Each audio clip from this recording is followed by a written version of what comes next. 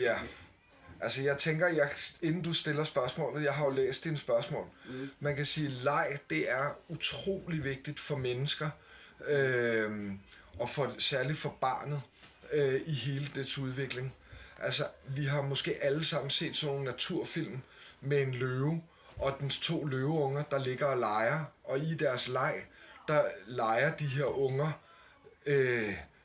at gå på jagt, og alle de her ting, som de skal kunne som voksne. Så selvfølgelig for det lille barn, der er legen også utrolig vigtig, fordi de leger jo faktisk nogle af de ting, som de skal bruge en gang ude i fremtiden. Far, mor, børn og alle de her forskellige ting. Så leg, det er en utrolig vigtig ting i børns udvikling. Og så spørger I lidt ind til, om det har ændret sig, om børn leger mindre, er det ikke rigtigt? Jo. Altså, vi har jo bevidst i Æblehuset ikke alle mulige elektroniske midler hernede. Altså, vi har ikke iPads eller computer eller sådan noget, som børn de kan blive, hvad kan man sige, glemme at lege på grund af.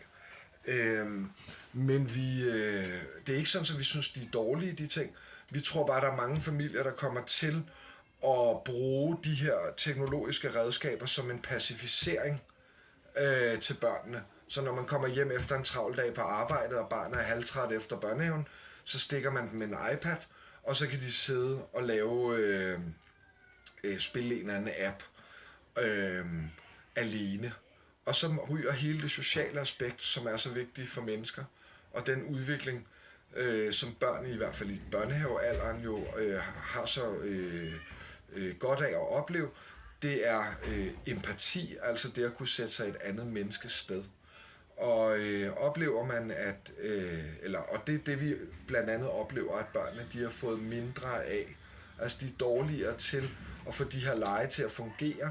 Bliver de uvenner, så er de meget svært ved at se det fra det andet barns vinkel. De kun ser deres egen vinkel. Og så vælger de ofte at gå fra legen, frem for at løse konflikten. Og det synes jeg er ret vigtigt, sådan helt samfundsmæssigt, at man er i stand til at kunne se ting fra andres sider af, og at man er i stand til at løse konflikter. Det tror jeg bliver 2 kernekompetencer for de her børn ude i fremtiden. Så.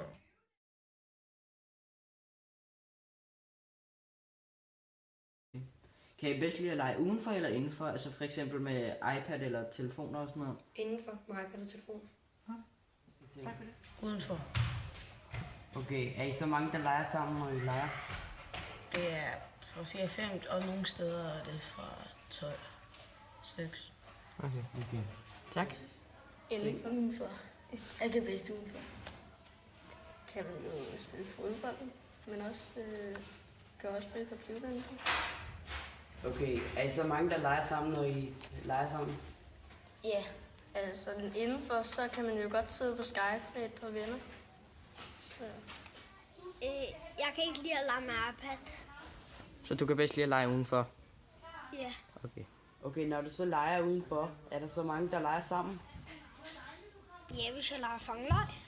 Okay. Indenfor. Okay.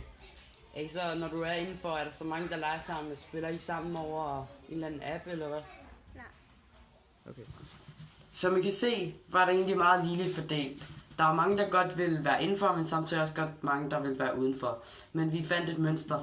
Og det var, at vi kunne se, at jo ældre de blev, altså jo højere op i klasserne vi kom, jo flere af dem ville faktisk hellere sidde indenfor på deres iPads og telefoner, i stedet for at gå udenfor og lege med deres venner.